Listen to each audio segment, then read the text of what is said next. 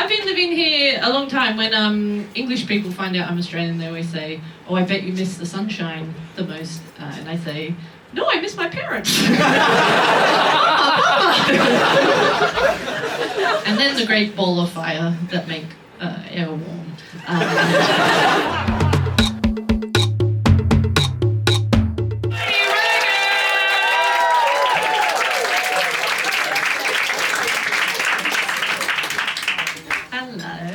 Hello, Heidi Regan. Hello, Barry. So you've just gone upstairs, just had a gig downstairs. Yep. How did you find the gig? Before you going on stage at the gig today, what were your thoughts?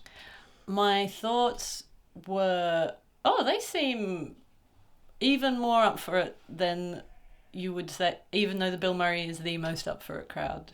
And then they were even more, they were insane tonight. I'm not saying that as about me, because this is before I went on stage.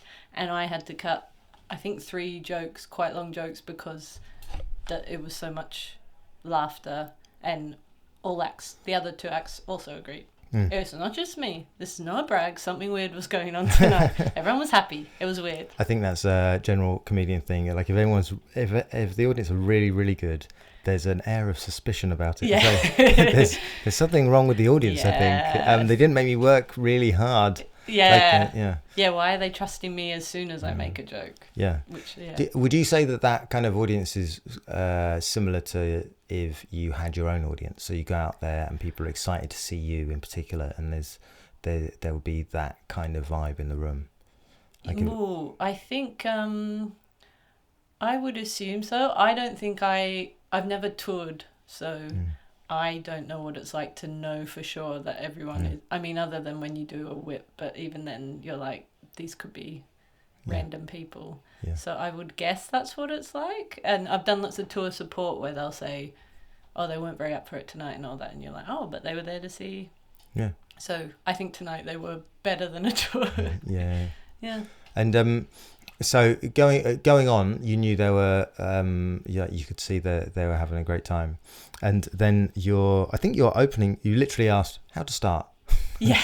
Never know how to start these things. I've been doing this, I've been doing it a long time. I never know how to start. I used to start with my best joke so the audience would know straight away it was very funny. But then I was chatting to a therapist the other day at a party. We're chatting at a party, don't worry, it's all good up here.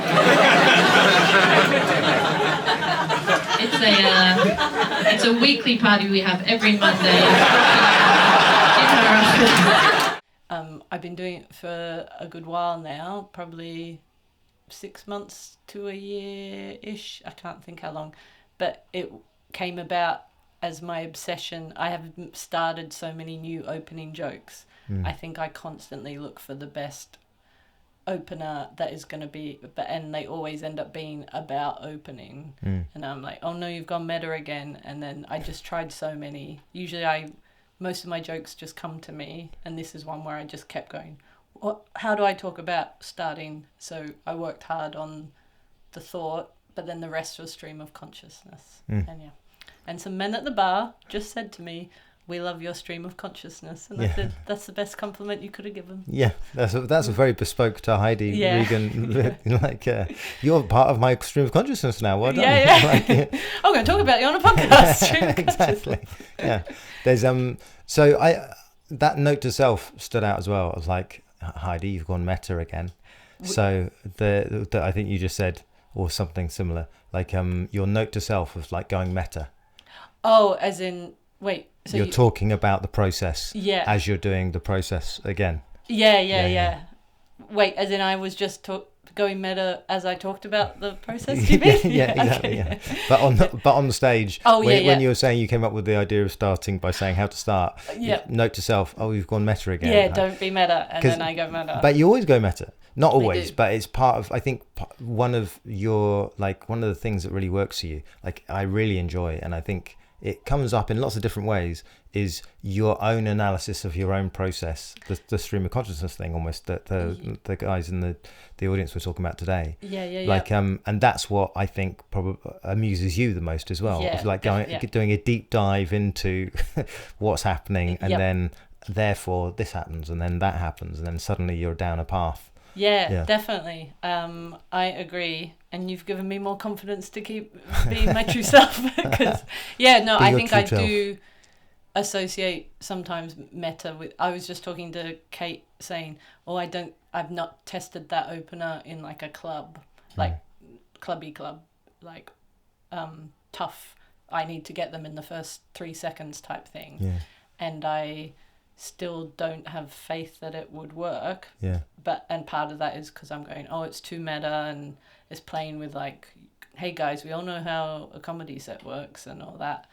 But also the way you've just framed it, maybe it still is just, if I've got faith in the fact that I'm being silly and following my silly, then they can sense that and they'll go with it. Yeah, and there's a playfulness. I always think, like, when you do an hour, I've seen you do an hour a few times, like you can see the audience kind of relax into it, like a nice bath. There's a kind of sense of kind of going with it, like and I always think that's good for a lot of comedians, like if you've got a taste that is you know.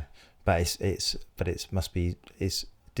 alarming because it's like you can't do anything else. It is. And it's whenever I have faith that they are gonna enjoy the silly, then I'm at my best and can relax. And I literally did tour support the other day where I was about to say to them, guys, I'm here to get the energy up, but I'm like a warm bath and blah blah, and I was like, it's too meta, don't. But but I think I've lost my train of thought immediately. But I think it's good when I can trust that they will enjoy that, but it is very scary, which is what that whole joke's about being brave. I'm talking about my joke again. Because I look at every face that looks confused or still. They're the ones we see. And I imagine they're thinking, what? And I shouldn't, but I do. Well, that's, I think, what we all do. And also, we've all been at our own worst gigs. So we know that there have been gigs where everyone's just thought, what? What is this? Yeah, it's not crazy for them to think that. But not everyone was at those gigs. Often only about 3 or 4 people were at those gigs. And the people that were there don't have the social media reach to let other people know how bad it was. But I took their criticism deeply to heart. And I believe it. And you've altered every other action in your life from that. You've always had a tangential, like ever since I've seen you've always been tangential, and you've had a really rich imagination as you approach things and gone, like you have a very playful, protracted style. But when did you start feeling a bit more relaxed around that? Because even though right now you say you're a bit awkward around it, you do sound relaxed around it. Like that's your style. That's what you do. I think in terms of like I started almost like that exactly. I think just because I had already written for a long time. I don't know when I had to spend at least 2 years not being terrified on stage. And it's only so I think I was relaxed with coming up with the jokes like that from the get-go. But if the crowd were awkward or cold, that took me years. And it's still in the last year, I still have to remind myself, and it's why I do that joke, is I will choose to do that joke if I'm thinking they're not going to like me, because I'm like, they'll like you if you pick the joke that is the most silly, and you have to really commit to how stupid it is. And then they'll sense your confidence in it. But in answer to your question, it's still a battle to remind myself. Go for never pick the joke that I think they want to hear. And to be, I think in every field, if you're good at something, what's the Kruger-Dunning formula or the Dunning-Kruger formula? If you think you're good at a thing, you lack the qualities you need in order to be good at that thing. So if you think I'm great, then you don't give enough scrutiny, or you don't kind of like, so the fear, it's like, it's similar to feel the fear and do it anyway. It's like, you're going to have imposter syndrome. You're always going to have that, but you just got to find, the job is not to get rid of that. The job is to work through it. Like find a process to work through it all the time. That's so wise. But your process is to go directly into it. Like even the therapist at the party stuff, It's like you're kind of naming a weakness. You're naming vulnerability. As well. Again, like How to Start is naming vulnerability. Therapist at a Party, and the jokes that layer on that, but it's also talking about therapy. You're talking about being in therapy, but in a playful way. So you're naming the vulnerability and owning it, and yeah. And the only times that it's bombed terribly, that joke, there's been 2 times where it's bombed where they've clearly thought I'm genuinely ashamed about mentioning a therapist and trying to get away with it, and I've gone, don't worry, we're friends, it's all good up here, like silence. And then they might have just been going like, okay, where's the joke going? But in my head I went, they think I'm an idiot. And then I totally panicked. There's nothing like people taking you literally. Yeah. Like every so often I'll tell a self-deprecating joke and they'll be like, oh, no. This was. I wouldn't say that if I thought, yeah. And then you're like, no, I know I've got 3 minutes left in this joke where I'm going to be going, and then a fireman, and you're like, oh, this is a long old journey we've got. You haven't bought into the bit that's the easy bit to buy into. Yep. Have fun, everyone. Yeah. I would say that bit had a few kind of phrases in it, or a few kind of chapters. The first being the therapist at a party. It's a weekly party, and she's your best friend, and and then the jokes being a defense mechanism is almost the second chapter of it. So she said, jokes are a defense mechanism when you're not brave enough to sit with silence. So I was like, oh no, what do? I want the audience to think I'm funny straight away with a joke, but I want you to think I'm brave. I can't do that. If I make a joke, it's like catch-22. Like, people always come up to me and say it's so brave to get on stage and tell jokes. They always say that to me every day. Probably like 5 or 6 times an hour.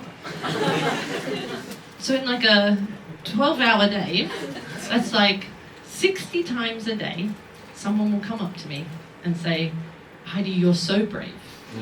Like, I'm a fireman. Like, and did you write it all together, or did you kind of... I'm just trying to remember. I think I must have tweaked it, and I think I shifted around brought the therapist in from another joke that wasn't, or from somewhere later, and brought it into there. I think.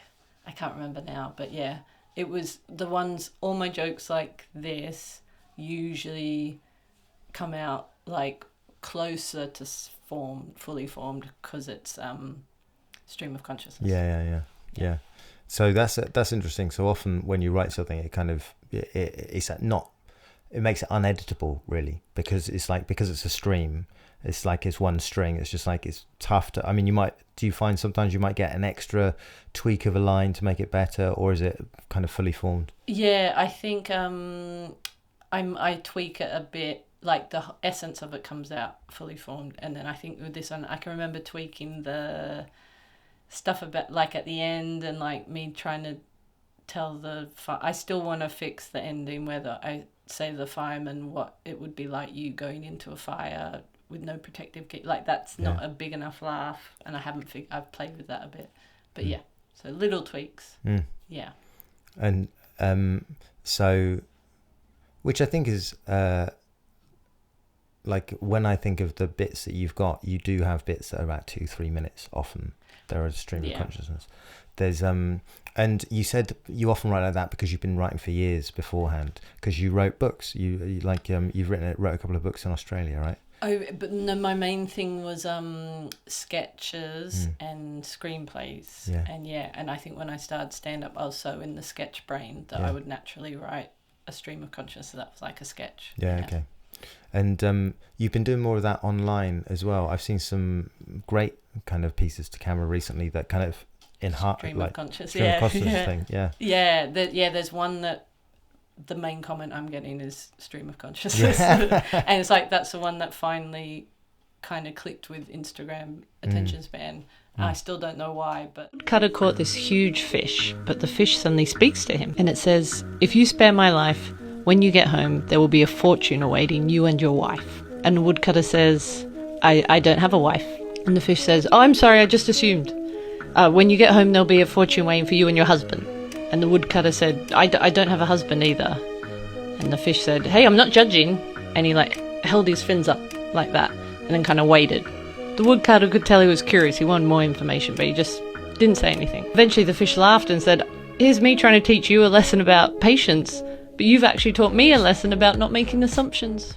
It's me telling a story like I'm a serious podcast, but it's like fractured. It's like the book I've been writing, but it's like about a fish and a woodcutter, and it just goes. And that one again, I was so not annoyed, but I was flummoxed because I wrote that. I don't remember editing it. That was stream of consciousness. Filmed it in the shortest time, and that's the one. And then like another one I did after it that was like 2 weeks of fine crafting. And it's like, people just doesn't make sense.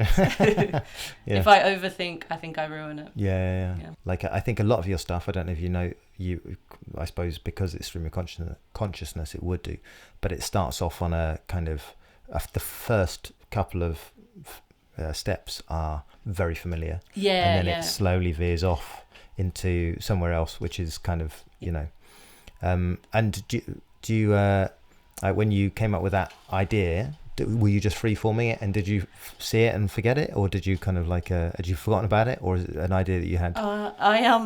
I genuinely don't remember, which is really annoying, but it's the style of it. I did it because the book I wrote a book, Stream of Consciousness, in that style years ago, and then have been re-editing it. So I was basically like, I want to put an example of it online before I go to agents, and that's the best possible result I could have had. That's the one that took off. So, And would you make more now that the algorithm's shown you that? Are you making it? Hell yeah. I've got a lot of and yesterday I was like, oh, let me try another one, and went, oh that's why I wrote a book of it, because it's very instinctive. But knowing how my experience of the internet, everyone goes, I want more of this, and then you do another one, they go, nah. But I like doing them, so that's what matters. So it's not too onerous. It's kind of I love it. There's that. And what do you do? What's your process for doing that? Do you just sit at the table with a camera on you and just free form, or do you have notes? No, I write first. I wish I was that. Well, no, because by the sounds, the way that you described that first one, that it sounded like it did come quite.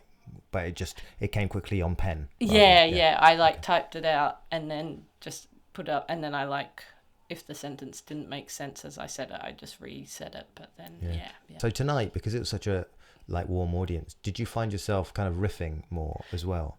Were there bits tonight in the set that you remember that you you added on because the audience were there? And a lot more present. Well, and it was because I was genuinely panicking that they were going to forget what the point of the joke was. 60 firefighters a day, 7 days a week, 365 days a year, probably take Christmas off, will come up to me. Different firefighter every time. They're all unique. They've all got their own story. It's beautiful. They will come up to me. A lot of you have forgotten what the start of this was, by the way. I'm aware of that. They'll come up to me and they will say, Heidi, I'm brave. That was the point of the joke. Yeah. I'm brave. I'm a fireman. Or firewoman. They say. And what I do is brave. But getting on stage and telling jokes, that is so brave. And I say to them, you know what's even braver than that? Getting on stage and not telling any jokes. Just doing a long rambling story about some firefighters. Gets interrupted by a phone call, people chatting over there. No one knows what you're talking about. Their mind's blown. They can't even imagine that level of bravery. I'm not sure they even understand, because all they know is fire. All the bits about me saying, and you've forgotten the joke, or that's it. I've never done that ever before. Because because that guy's phone went off. And I was like, I want to address it. And then I thought, this joke is so they are going to completely lose the thread if I stop properly. So that's why I was riffing, was half they were lovely, but half fear that they were going to forget. I've never repeated to them the point of the joke before.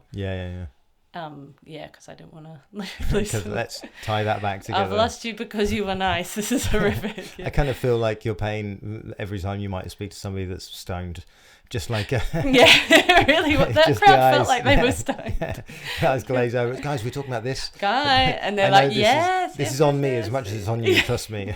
The stream of consciousness. Yeah. Then there was the transition to you're a mother third. So I thought I would start tonight. Just wanted you to know I'm brave first, funny second, probably a mother third. I don't have kids, but I feel motherly. I think that's half the battle. Thank you. It is a hard job. Thank you. Yeah. Which was a lovely laugh. Yeah. That joke, I remember, that took me a little while to write. And that was, as in, that wasn't a stream of consciousness one. That was, I kept going, I feel like there should be a third thing. So I think I tried a couple of things. And then I got to mother. And yeah. And I like that one because you can really do a smug, it's all about enjoying the silly. Leaning into being a mother. Yeah. And they laugh, so that's the longest again that they've ever, that I was like, oh, I'm sad that I have to step on the laugh to get to the... I've got a burst a bubble. Yeah. A mother. Yeah. It's very much like the phrase, like, he's a rescue. Yeah. He's a rescue. I've done a good thing. I'm a mother. Yeah.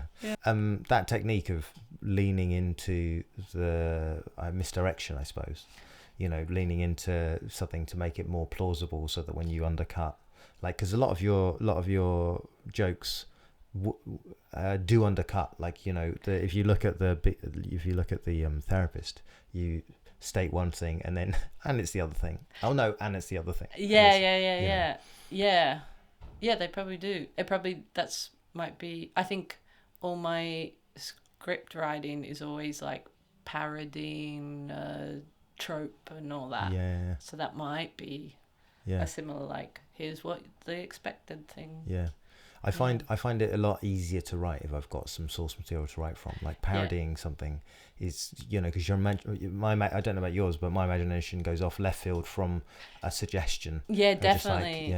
Having the boundaries then makes it. Yeah. It also means you often think that you panic that, I've got a similar thing to that, and it's like, well, no, because we're both going off tropes.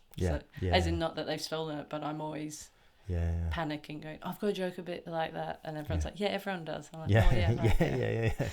I've got a joke about marriage.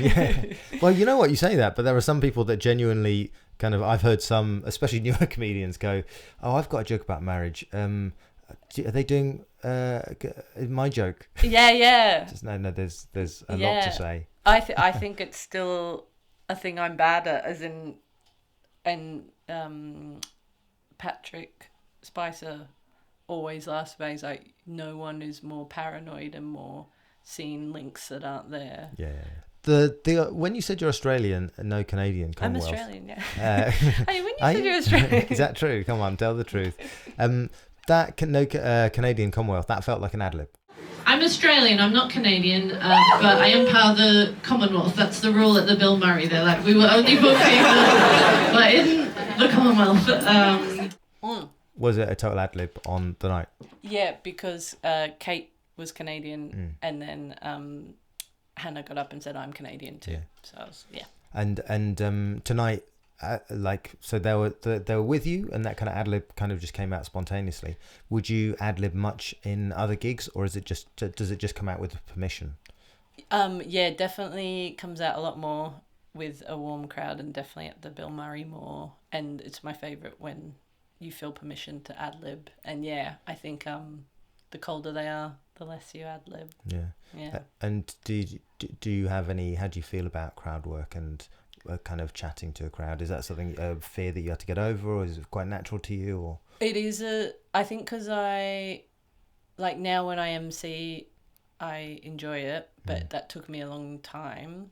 I think because I judge myself a lot harder when I MC. I had such a, I don't know how you feel, but like I had such a thing in my head that like if I asked a question, anything they said back, I thought the audience was like going, if her reply is not the funniest reply, and I was and then everyone was so like, that's not how it works. Yeah. Yeah. You're too busy dismissing your replies to reply. Yeah, definitely. Yeah. Yeah, but now not so much. But it's funny, I'm seeing, or like saying, riffing on that, you have to not think.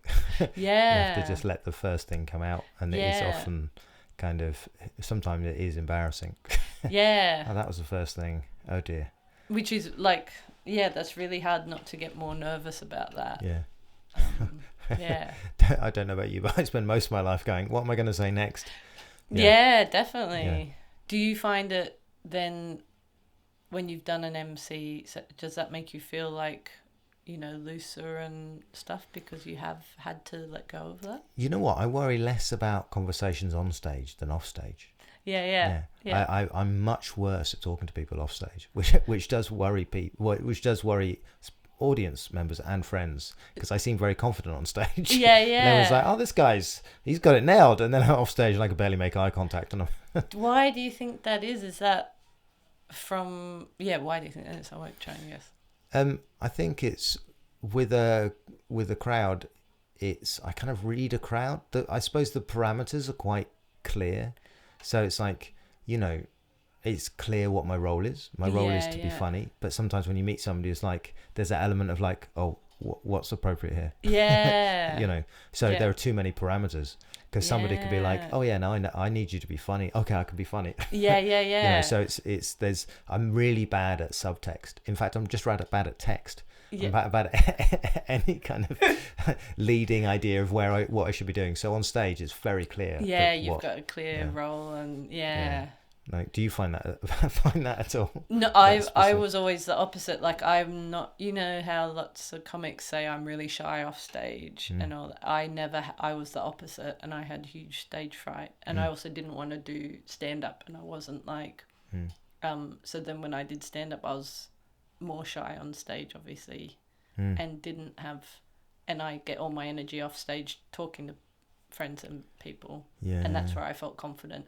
But I think maybe doing stand-up has made me a bit less confident off stage. Why do we do this?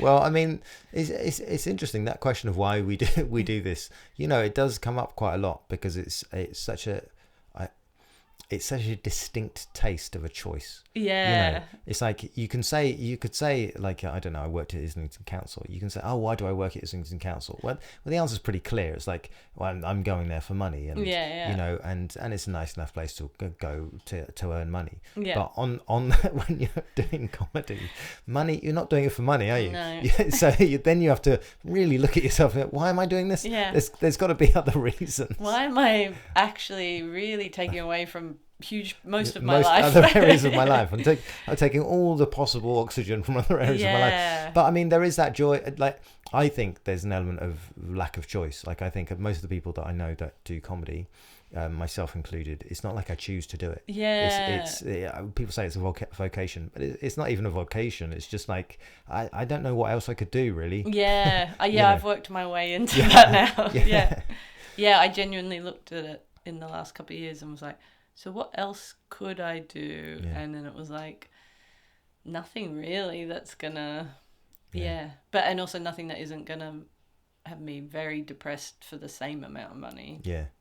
Not as in that those jobs, but depressed that I stopped, not because I wanted to.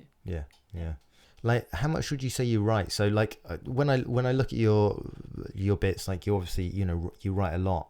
I think you write a lot, so you're quite a regimented writer. Like, how often would you say, do you have a writing routine that you have per day or per week, or how do you find that you kind of keep going? I think I do just write all my spare time. And I think stand-up made me write a bit slower than when I was writing other stuff. And I don't know what, like, if I had a gig in the evening, then my writing, but I don't have I basically just wake up, write, I write all day. Yeah. So when you say you wake up right, what would you do? Would you get a cup of tea, get a coffee, or like are you literally out of bed, a desk there? Yeah. Yeah. I get up and like depends if I have to go do office job or anything. But if I on a day like the pandemic is a good example. That was when I started waking up again from 5 a.m. I'm doing it again right now. But I would wake up as soon as it was light, like at 5. But I was excited to get up and write, and I would go straight into the living room and write until I don't know, like midday or whatever. But, but I was like, I don't know if that was an anxiety thing as well, because it was like, but I was because I was working on stand-up, but also like sketches and that. I would wake up like, I hope it's 5. I can get up. Yeah. But then other times I worry about not writing too much, and I've just learnt in the last couple of months I've been like, actually it's good for not just your brain but your writing to force yourself to not always be trying to write, because you're not doing good writing for half that time. Yeah. And like that kind of sitting down and writing are you writing the full amount of time, or do you take breaks, or what are you kind of like, are you good at now? Would you preference, get up, stretch for 15 minutes or? I think now part of why I'm trying to force myself to not write all the time is my attention span has got so bad that I'm like, right. Oh, you've earned a Google, and then such distractions. Yeah. So it's like I can be at the computer most of the day, but so many wanders off. Yeah. Which wasn't always the case. No, it wasn't. Yeah. I remember before stand-up, I had a year where I got funding for a film script, so I was at home all day, and it was pre-Instagram and TikTok, and I think like there was Facebook, but it wasn't interesting, and I would write the whole day with hardly any distraction, and the difference now is like so depressing. Yeah. And that excitement to get up and write, do you find that's about the excitement is about the idea? How much actually, because you said excitement, but then you also said there's that element of like feeling like you need to, like you'd be letting yourself down if you didn't. Yeah. Like, what if there's a pie chart of the excitement versus, does that change every day? Like sometimes it's like I've got to do it, otherwise I don't write the good stuff as well, because sometimes it's just not good and you've just got to keep doing it. But I think I'm always excited, but it's that thing of I've been trying to write stand-up about it, but it's that thing of where you get up. So you. Yeah. Yeah. And you know what? It's not really working. Right. Yeah. People aren't interested in this one. The people meta. Are interested the writing process. Talking about how anxious I am about why I'm writing, why Guys, I'm saying you know what I'm when saying. You're stressed about your stand-up? You know when you're on stage stressed about what you're about to say and whether you... Worried if you get...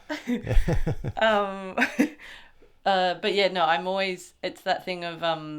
my favourite time of day is 6 a.m. because I'm like, I'm going to get so much written. Yeah, the potential. Yeah. And my other favourite thing right now is looking at my bookshelves.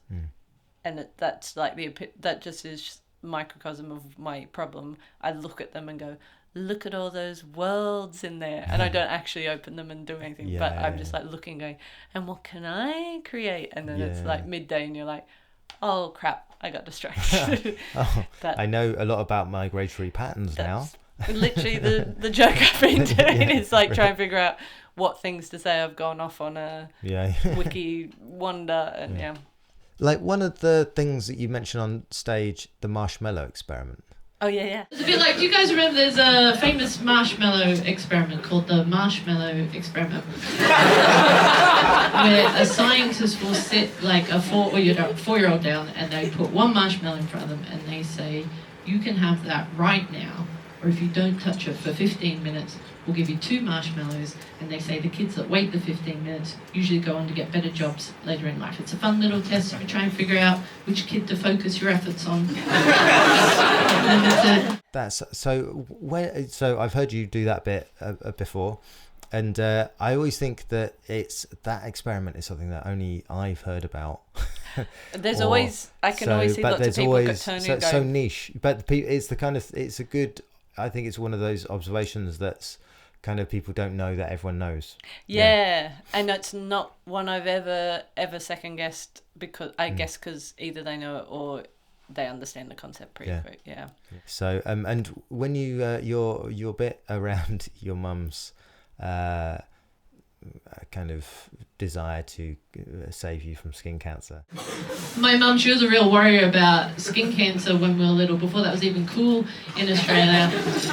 So she just had like a fun little catchphrase. If I'd say like, oh, can I go to Sarah's pool party? Mum would say her fun catchphrase of, just remember, only 3 bad cases of sunburn in your life can increase your chance of skin cancer by up to 40%. Very heavy maths for a 7-year-old to do.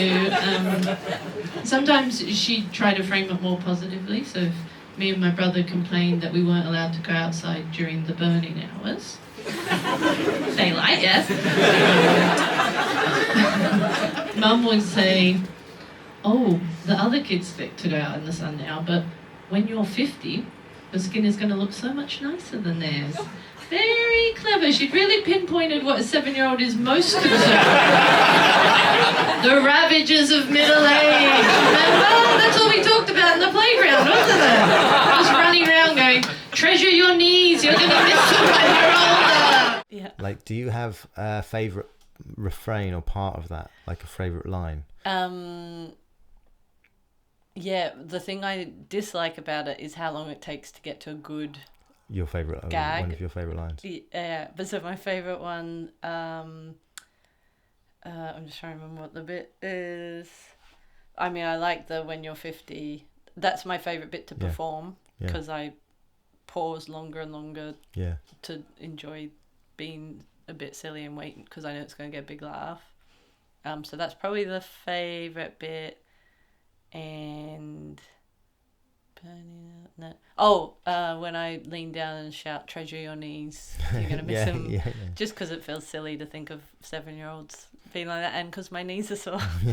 And it's different as well. Like, I always think a lot of times we enjoy the things that are outside of what we generally do. So if it's an act out, or if it's a physical and you're not physical, or definitely. And I think I only get good at those it has to be a bit that I've performed over and over and over before I start to even think about doing a really a bigger act out. Not even that big, but but that bit, I've been doing that for years. And so the like treasure your knees, that only came up in the last couple of years, and it wouldn't have come up if I had stopped the bit when I usually grow bored of it. And do you find you grow bored of bits then? Because it's like that's. And what is it about that bit that meant that you haven't grown bored of it? Is it particularly the knees, the additions, or I had to add them to not be. I was bored of it, and I kept it because I always am looking for a bit to explain my accent in a funny way, because I always feel like I have to explain it. Okay. And the reason I don't like that whole routine, or that I always want to get rid of it, is it's so long, and I've only ever had a short joke about being Australian once, which I then stopped because I was just like, well, you've been doing this joke too long, you can't do it anymore. And it was it had too much of a 30 Rock vibe. 30 Rock, what do you mean? It was like in my first year of stand-up, and I said, I'm Australian, saying like I don't have any jokes about being Australian, I don't like to pander to easy stereotypes, and I go, we call them stezatazzers. And for all my like Nick and all that would go like, oh, stezatazzer, and then I saw a 30 Rock joke that was like, she's dating a wiggle, and he goes, we would call that a whizzle wuzzer or something. I was like, oh, it's too close.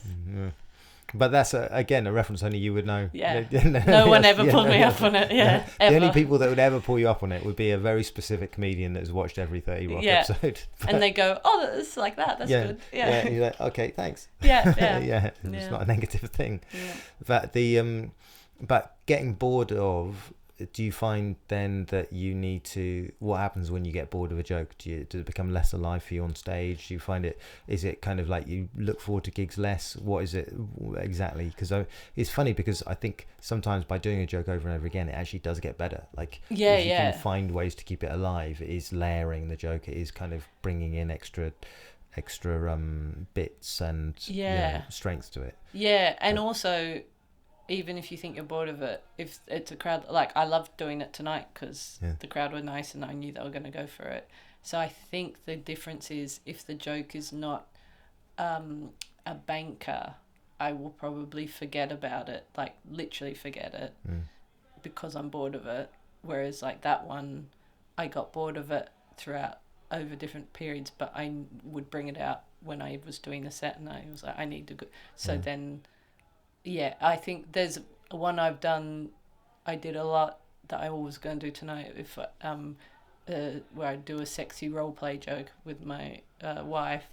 And when I was doing it in Edinburgh the year I was doing it in the show, Jordan Brooks was directing me, and he said, that joke you can, like, your eyes are not selling it, you've done it too many times. It was like, you have to find a way to make it fun for you again, which I tried. I don't know if I achieved that, but yeah, when he said it I was like, I am a bit bored of it, but I didn't know I was that bored of it. I didn't know my eyes were that dead. Thanks, Jordan. Yeah.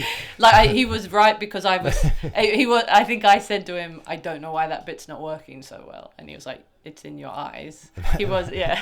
I just like the idea that those are the only notes that Jordan ever gives in life in general. Your just so eyes you are know, I'll put out the paddle when your eyes are dead.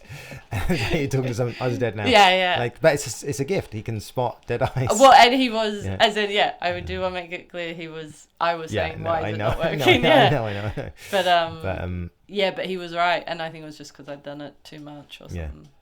So, and it's that you just got to ward against. So that boredom of a thing is something you got to ward against in order, because it then deadens it just kind of in the room. Yeah, well, I'm sure you have talked about this on the podcast, but what I have to do, and I was trying to do it tonight, is never let your mind wander. That's what it is, really, isn't it? Yeah, like, if you know the words so well that you can literally do what I would so, be like, yeah. how am I going to get home tonight and all that? Or tonight I was going, I've got to cut some material and blah, blah. And I was like, Heidi, every line, like, think about what the line is. And when you do that, like, they see it so quickly, don't they? They, like, immediately, you can be staring at someone and you're saying a line, but you're a bit dead-eyed. Yeah. And then you go, oop, and then you think about the line and you see them go like that, because they can tell subconsciously that you are now thinking about what you're saying. Yeah, it's funny. I think that's why I end up emceeing a lot, because my brain doesn't turn off so often. I can't do dead-eyed. Yeah. Oh, right. So, yeah. But pathologically, it's why I can do older bits of material, because I don't ever do them the same. Like, there's maybe about 2 or 3 refrains that I have on bits of material, but in general I go into them, go out of them in different ways. Like, and they're so, but then you'd only know that if you're like listening within, because sometimes, I mean, I'm sure you find this, that you'll do material and somebody will say, oh, you've been doing that material a while, and you're like, actually only about 50% of that's the same. The other 50% is different, but like nobody else is listening with the detail. Yeah. So your mind never like wanders while you're... No. It's never absent from the gig. But I think that it's a pathology that is helpful in certain ways and unhelpful in others. Yeah. Because it's very in the room, but it just then therefore means that I can't learn things very well, because I don't stick to the script, because it's what's in the room. So it's so hard to stick to the script. It's like it's a puppy dog. There's a which is great for emceeing and great for being live in the room. So I don't have that problem, but I do have the problem of there is no destination that we know of until we get there. Oh, like, we're here. There's, So it's like, it's a different stream of consciousness, I suppose. It's a stream of consciousness, but the crowd or the dynamic is deciding where we go, rather than a pretty, I've sat down and written it. That is good though, because my mind is like, well, I think really we all crave each other's powers, don't we? It's I crave your power. I crave your power. Is that what this is about? Taking your power. Why did you make me drink that weird tea? And now I have your power. You live in the podcast. That's why you took those gloves off and touched my face. X-Men reference. Yeah. I was thinking that if I was an X-Man, if you're an X-Man, what would you be? I was thinking I might be Cyclops because I'm like, I really focus on something, but to the exclusion of everything else. Like it just scorches with the amount of attention that I'm giving it. Yeah, and your girlfriend doesn't really like you. Yeah. No. Precisely. I can't look at her without killing her. Insane that he even had a girlfriend. Yeah, exactly. Yeah. If you had to be an X-Men? I don't want to say Wolverine. Why not? Well, he's the obvious one, isn't he? Maybe the really fast one. The really fast one? Yeah. Oh yeah. Okay. Yeah. That scene where they play nice music or like some 60s tune while he runs around the room and he's like, that was insane. Yeah. That was the least believable part of the X-Men. Yeah. The flying I'm fine with. Yeah. But that is just... I just remembered there's Magneto. Yeah. Should have picked him. Just one final bit. I was just going to talk about the suffragettes. I believe in feminism. Hold your applause. I do believe in feminism. Thank you. I didn't used to. Let her finish. I didn't used to when I was little. I was a little cynic. I'm sure other people here were the same. Do you remember every International Women's Day when your parents would make you go to bed really early the night before so you weren't awake when the suffragettes came in the middle of the night to give women the vote? They make you go to bed early. I remember then your dad would wake you up and walk you down the stairs going, oh, look, they ate the plate of cookies and the milk that we left out for them. I was a little cynic. I'd be like, Dad, I think you ate the cookie. And he'd go, no, look, hoof marks in the snow from their cloven hooves. I think this is just icing sugar, and I think they have human feet, Dad. Which is a lovely idea. I've not heard you say it before. Oh, nice. But I don't know how new it is. But the suffragettes coming in the night, which is both enjoyable and terrifying. Yeah. That is a bit that is does what we were talking about. I have to really commit, and I do it as my final joke often now. But I've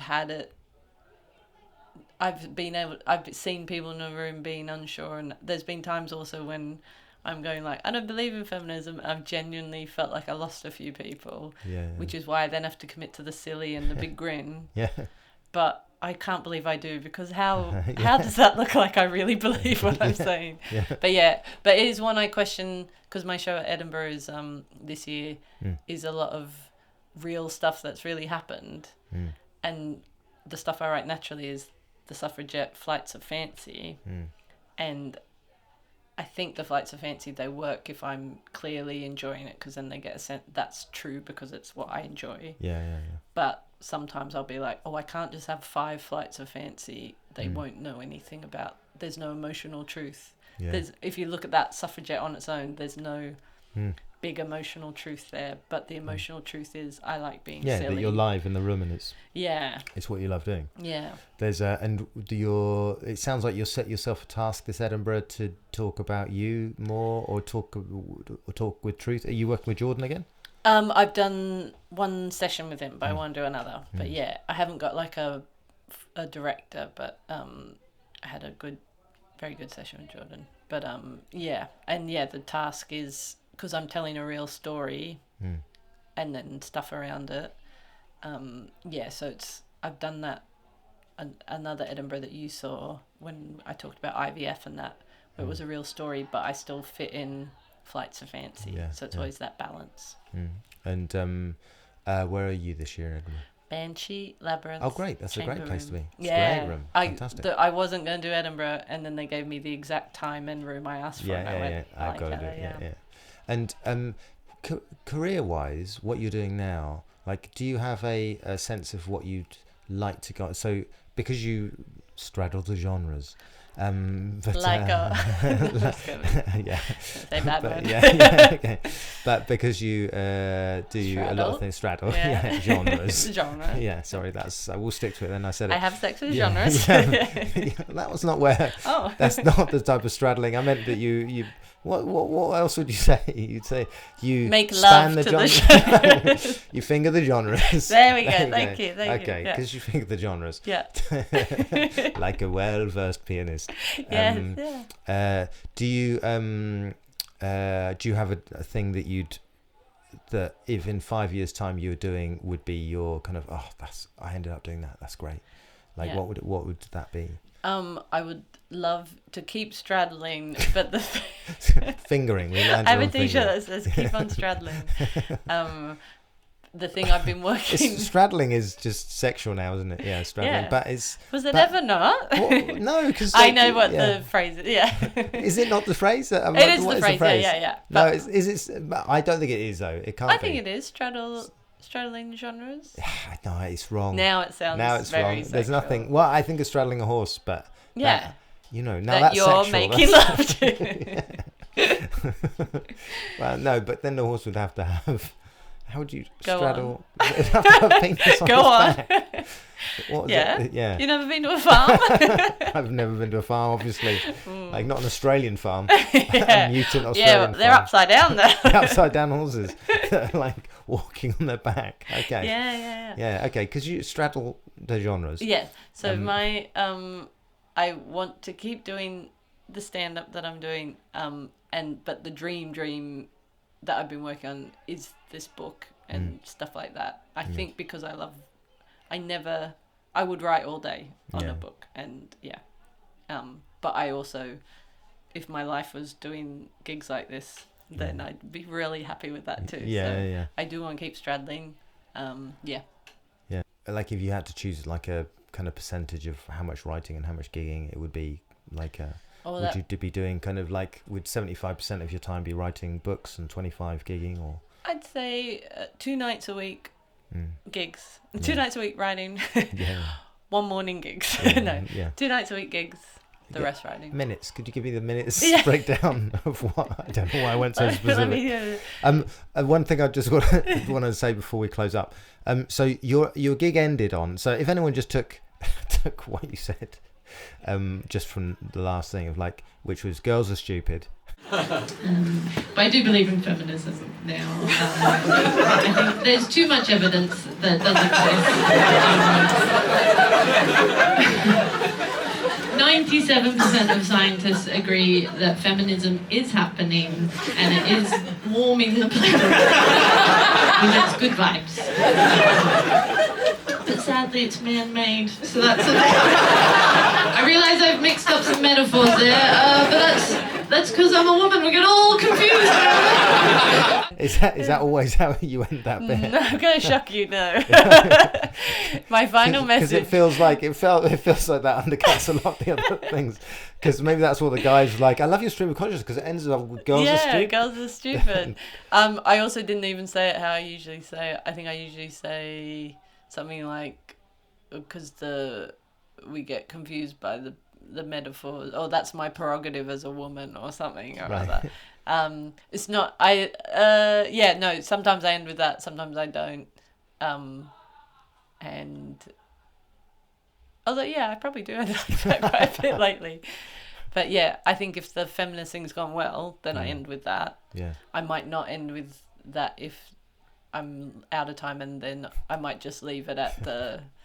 Without saying, because I do that if I think they're on board and they're going to understand that I don't think women are stupid. And only if you've done that bit. Like, if you're doing a different bit and you said women are stupid, and then you're off. So, I love comedy, a bit better. Just follow me, women are stupid. Heidi Regan, womenaresstupid.com. That's not. Because I think you did say it after. No, you did. I don't think you did. You think you said the then come to my gig. Come to my gig at last. Because in my head for a moment I was like, did you do that? And then you just did the punchline, which is just that. Which is like that would be. What is it with women?